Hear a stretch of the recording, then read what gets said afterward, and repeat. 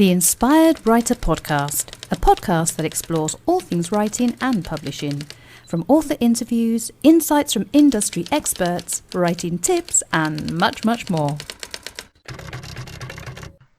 On this episode of the Inspired Writer Podcast, I'll be talking with writer Kathryn Koromilas. Her first novel, Palimpsest, is all about high ideals and lower obsessions, and what happens when our beliefs become dangerous.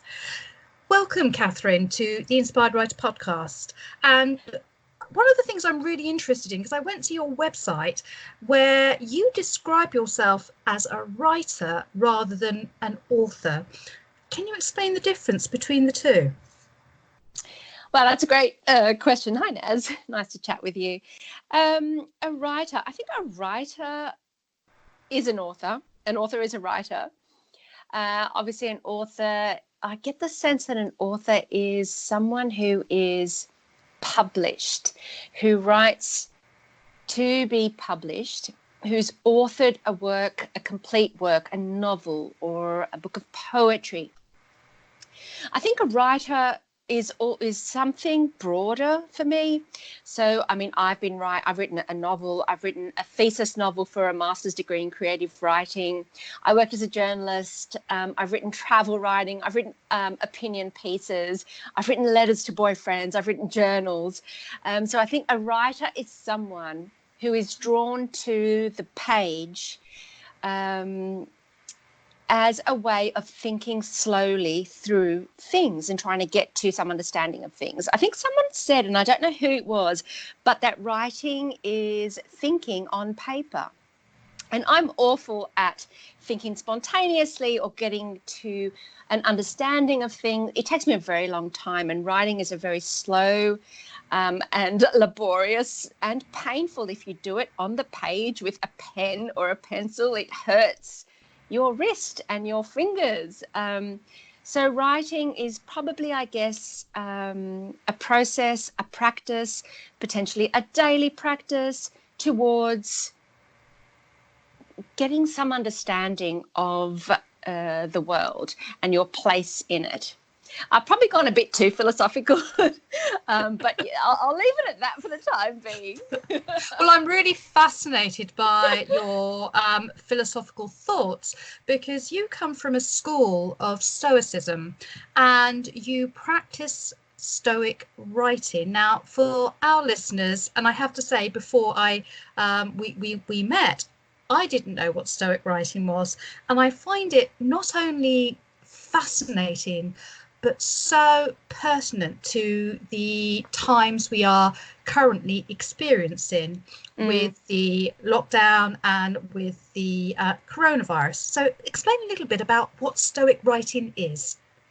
Okay, I guess stoic writing is a practice, a kind of a journaling practice. It's a mindfulness practice on paper, which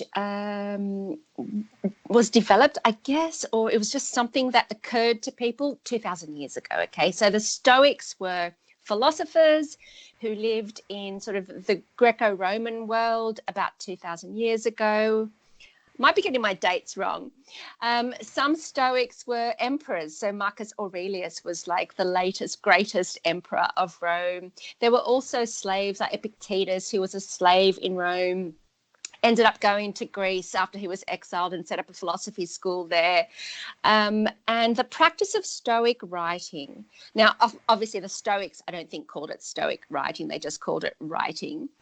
But there's been a lot of scholarship on it lately. And there's this big movement called the modern Stoicism movement, and everyone is tapping back into the Stoic practice for mindfulness and journaling. And it's kind of, I think the Stoics were kind of the first self-help gurus of the time. So Stoic writing, what is it? Well, my take on it, and I'm not in any way an official Stoic representative, but my take on it, and I base my take on a couple of contemporary philosophers like Pierre Hadot, Michel Foucault, who kind of studied the ancient practice. And they looked at how people were writing back then, and specifically how Stoics were writing back then. And basically they used writing as a tool. So a tool towards clarifying thought, fixing false assumptions about the world, toning down judgments, working through emotions. So writing, and they called it kind of a spiritual practice on paper. Writing was a way towards understanding the self, optimizing the self, that sort of thing. What it looks like on paper, well, it really depends on what you kind of do. I have this little group on Facebook, and we've been exploring various stoic practices. So we basically might read a bit of the ancient philosophy, the stoic philosophy, and then do a meditative task. So basically just a quiet task of maybe, for example, rewriting what the Stoics said. And rewriting is kind of this weird thing, because today we think we have to be massively original in our journals and make them very personal and very unique and full of our own personal genius. But back in the day, like 2,000 years ago, the Stoics didn't really have the sense of individuality that we have. So they basically rewrote the teachings, just rewrote them or rephrased them or kind of reformulated them in their own words, just as a way of memorizing them, as a way of learning them. And I need to make note of this word, copy work, not copywriting for the media, but copy work. So copy work is really just copying out texts from important teachings, so biblical texts or philosophical texts. Copy work was the way that children used to learn how to read and write 200 odd years ago. And 2,000 years ago, Marcus Aurelius, the great emperor of Rome, basically just reformulated philosophy that was already around, the Stoic school. Why? Just to memorize the philosophy, just to kind of ingrain it in his own self. So Stoic journaling, Stoic writing is a way of mindful attentiveness to the Stoic practice, the Stoic philosophy, the Stoic rules for self-help and self-optimization, as a way of memorizing them, making them kind of just your daily default setting, etc. So Stoic writing is not necessarily creative. In fact, people joke about the Stoics, saying that they're most uncreative and non-literary and most boring people to read, because creativity or genius is not necessarily seen in their work. They're really using writing, again, as a tool towards clarifying their thoughts, taming their emotions, readjusting the way they think about the world for the purpose of, mental health. So writing therapy is what we're talking about. If we sum it up, it's all about, and I think it's become very, very popular in this particular era, in this current moment, where a lot of us are looking at self-care and well-being and taking care of ourselves and our loved ones. Something like this writing therapy, this Stoic writing, would probably be really, really supportive and helpful. How have you found that it has helped you in your own life? Yeah, I'll give a really quick example. I do tend to ramble, but I'll try my best. Journaling today is quite an interesting practice. We tend to encourage long form stream of consciousness journaling, right? So you kind of you've got a problem that's in your life, and you just sit and you write through it, and by the end of it you reach some sort of clarification, supposedly. Now, I think it was Dr. Pennebaker who was kind of the first guy who recommended journaling as a kind of a mental health practice, as a kind of therapeutic practice. And that's because if you can identify a situation that's troubling you and kind of connect it to certain emotions that it brings out, etc., and so on, that practice of identifying, articulating, sort of clarifying a situation and the emotions will get you somewhere.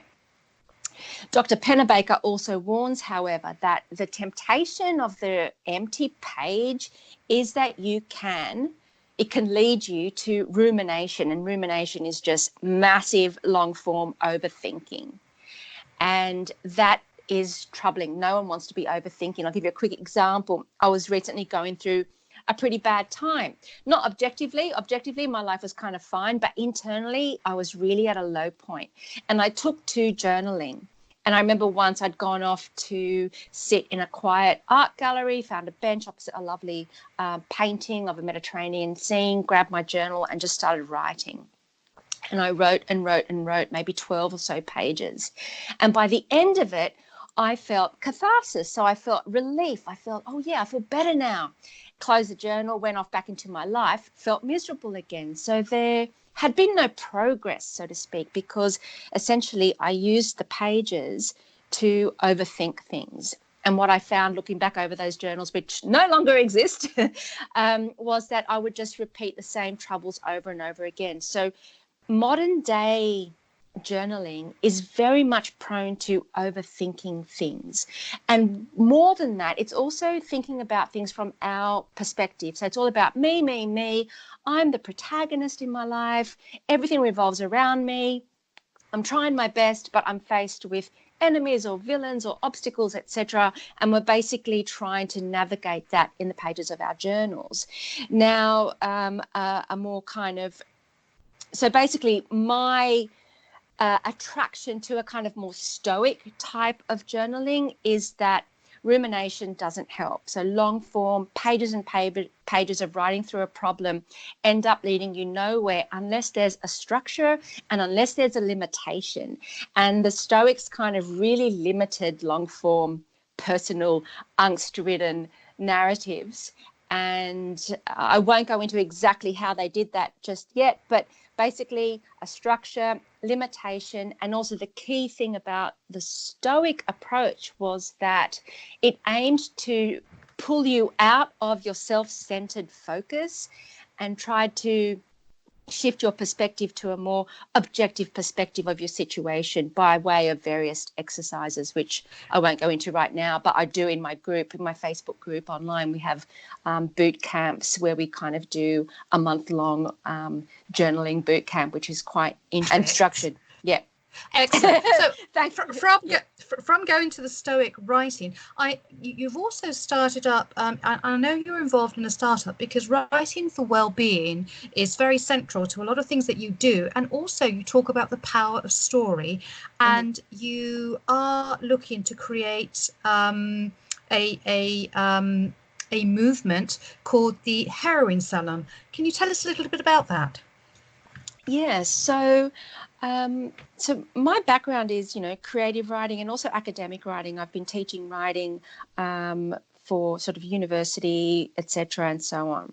So I've been teaching a lot of how to write to finish a book, how to write to get good grades, etc., and so on. I'm more interested now in, as you say, writing for wellness. And in fact, my startup is called the Heroine Salon, which is a writing for wellness community, which will have an online and an in-person event schedule.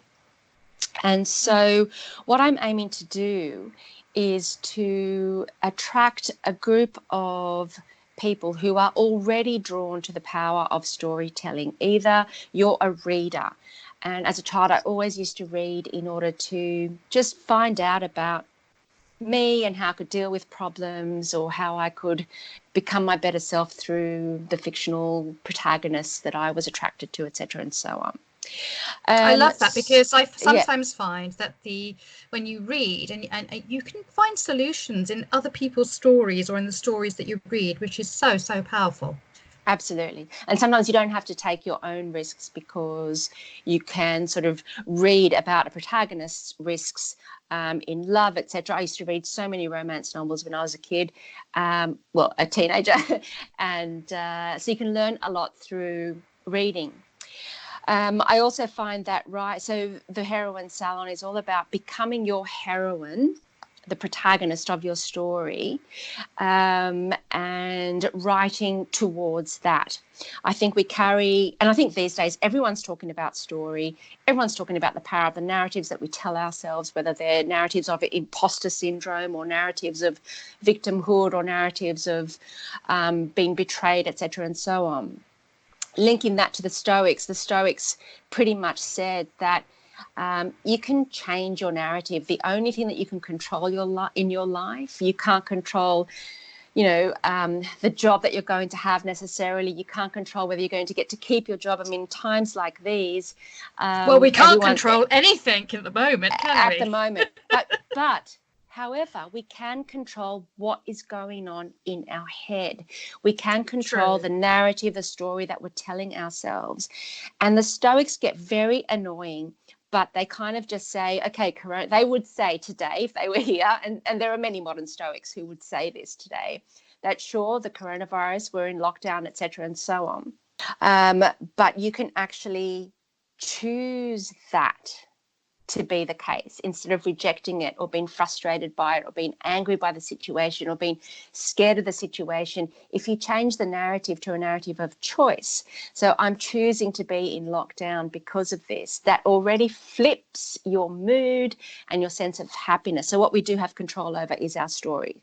So in the heroin salon, yes. Totally. I think that, we do have a choice, and rather than resisting our current situation with the support of Stoic writing and this structured way of journaling, we can actually opt to make this our choice. Absolutely. And it's remarkable. It sounds like a suggestion that you would resist. Like, for the most part, I think we're drawn to the idea that, hey, this is happening and therefore we're going to be miserable, but we are legitimately miserable because there's a pandemic going on. And that is a very, it sounds very rational, right? There's a pandemic going on. We're in lockdown. You obviously are going to be miserable. But you can actually flip that script and say, I'm not going to be miserable. I'm actually going to use this as a time. And a lot of people are doing that online these days, as a time to reset my narrative, as a time to write my story, as a time to retreat, as a time to maybe get fit in my house, as a time to clean the house or declutter.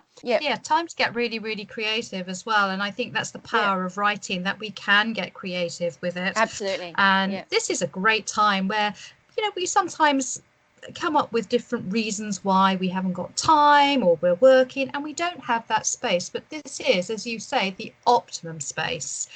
And I also know, and I wish we had more time to talk, but I also know that you want to read a little bit from your novel, Palimpsest. So this is a novel that I wrote. It was published in Australia 10 years ago, and its second edition is coming out this year. It's called Zolopolis. Zolopolis is the place where the narrative takes place, and Zolopolis is based on an ancient Greek city called Nicopolis, where I lived near 10 years ago when I was living in Greece. And in this novel, the protagonist is Koromilas, and she's lost her father and she's lost her daughter, and she's a very reluctant and confused protagonist, and she ends up in Greece because she has to go and bury her father. And this is the beginning of the second part of the novel, when she starts to awaken to the fact she's been very depressed because of the daughter's death. And it's set in Greece. And one thing I loved about Greece and living in Greece was the Greek light and the illumination. And I think that light and illumination can clarify our ideas and the way we see the world. So this is chapter 6 in the second part, and it begins Greek light. So Greek light. The ancients likened the light of day to being. Light gave life. Darkness took it away. I could never have understood this had I not arrived in my father's village and sat under its sun. In Zolopolis, the sun was no metaphor. It was real. It forced clarity upon the landscape, making its topographic idiosyncrasies completely seeable, exposing everything as far as the eye can see, even beyond the eye. Forced knowledge that only the mind could comprehend, that only the spirit could intuit. My first encounter with Greek light, however, was merely theoretical. It came through the world of books in my father's artificially lit library back in Cooper Pedy. It was there in the dim, dry ambience of that room that I first read the poets and the philosophers. It was there that I came to understand that the sun generated the best conditions under which a person may discern objects and scrutinize truths. It was there that I played out the drama of light and of darkness, the drama that determined for the poet Elitis that it was to be Greek. I followed the Homeric myths underground, down the dark and dank stairways, curious about the underworld, but always reluctantly coming back up. Greeks were supposed to be the children of light and would always choose light over darkness, sight over blindness, reason over confusion, life over death. Oh, it's completely transported me. That's fantastic. Oh, and if people want to know more about your initiative, the Heroine Salon, how and where do they need to go to? So literally just Google my name. I know it's a long Greek name, but it's Kathryn Koromilas, and I will just appear. I'm the only Kathryn Koromilas in the world, so you can't lose me. So please do reach out. Perfect. And your book, Palimpsest, if they wanted to get the first edition, how can they get hold of that? So again, on the website, I've got a link to the Australian publisher, and it's on Amazon UK. There are some copies, secondhand copies coming around, but Zolopolis, the second edition, is coming out in 2 months. Oh, that's really, really exciting, and certainly a novel that I would really, really like to read. So if they need to connect with you, if people want to connect with you on your Facebook page, they just need to type in Kathryn Koromilas, which is the surname I will spell, Koromilas. And thank you so much for taking the time to be with me on the Inspired Writers podcast. Just before you go, what is your top tip for people to perhaps start looking into mindful journaling? Okay, this is a bit controversial and people resist this, but my first tip would be is to grab something that you love to read. Find a really nice notebook, an empty notebook, and a lovely pen to hold, and just start copying what you're reading. Literally, word for word, just copy. Focus on every word. Focus on what it looks like on the page. Just copy it, and that's it. That's my tip. Perfect. I think I'm going to actually try that. I've never tried that before, but I have to say there is a real difference between typing and writing because it's a different experience. So Absolutely. I'm looking forward to giving it a go. Thank you very much for being with us. Thanks, Naz, so much. Really a pleasure.